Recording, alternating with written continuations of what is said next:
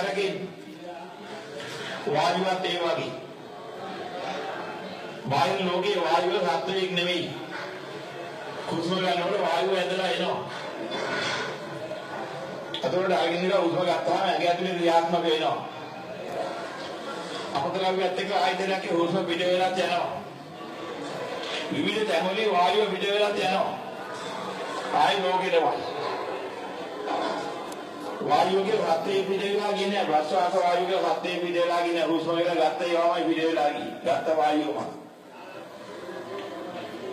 අර කාබනිය උඩ තමයි ගලක ගහ පිට වෙලා ගියේ පිටිපස්ස පැත්තෙන් එහෙම ගියොත් එක.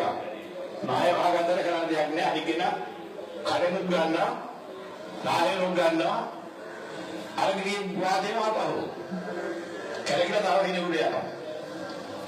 යත් අරගෙන යත් ඒකමයි කරන්නේ ආපහු වරිනවා. ඒකට තවත් ආයෙත් යනවා. එන අයිතිකාරයෝ නැහැ. මේ ඇගේ තියෙන වායුවට අයිතිකාරයොත් නැහැ. වායු ලෝකයේ තියෙන වායුවට අයිතිකාරයොත් නැහැ. අයිති කිව්වට අයිති වෙන්නේත් නැහැ. වායු ලෝකයේ අයිතියක් නැති සත්‍යයෙන් කරන වායුව එනවා. අපි අසලට ඇවිල්ලා අපි අසලෙන් ආයෙ පිට වෙලා තව යන බාහිර ලෝකෙට. අනිකත් ඒවෙන් ඇතුළට ගන්නවා. තාන්දි බලන්න නීති බලන්න ඔක මම හුස්ම ගත්තේ තොපි ගන්න පාව කියලා එහෙම නීති බලවන්න බෑ.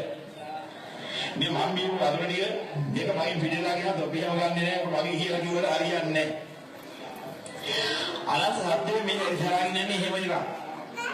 මේ ධාතු හතරක් ආකාශය තුළ ඔය විදිහට ක්‍රියාත්මක වෙන හතර ධාතුවක් තුළ ස්වභාවය ඔකයි. ඔය පිටතට යන්නේ මේකයි තිබුණේ. ධාතු හතර දෙපැත්තට පරිවර්තනය වෙලා මැරලා ගිය දාට ආයි ධාතු හතර ලෝකේ මුලයි ඉවරයි. ආයි තව දෙකේ ධාතු හතරකින් ආයි කයක් හදනවා. හදාගෙන ආයි කියලා මම ගියේ වැඩි කාලයක් ඔය ක්‍රියාදාමයේ තුල ජීවත් වෙනවා. හතර ධාතුන්ගේ ගොඩනගාගත්ත මම ඒක හදාගෙන රූපයක් හදාගෙන ඔය යන ගමනක් මිස වෙන දෙයක් ඔගේ නෑ කියලා දකින්න ඕනේ. ඒකවල දකින්න මේ ධාතු වල දුක නෑ.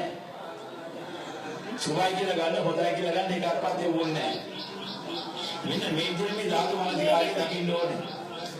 මත්‍යිසාකාරයෙන් තිසයාකාරයෙන් ඒකාකාරයෙන් දැක මුලාව අත්හැරිලා ඒ තිස්යාකාර කොට සතර ධාතුන් දෙංගල බලපුවාම ඒ තිස්යාකාරී වෙන්නේ ඇත්ත දෙයක් නෙමෙයි තිබුණ දෙයක් නෙමෙයි.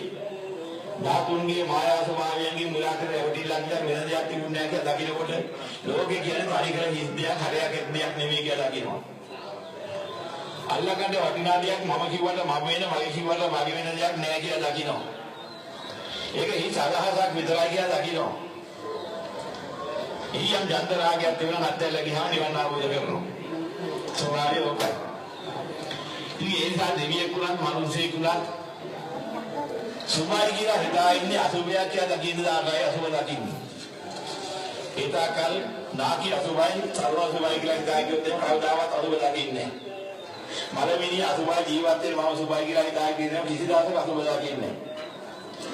අර හොඳයි සපයි සනීපයි සුවයි කියන ඒවා තියෙන අසුභය දකින්න ඕනේ.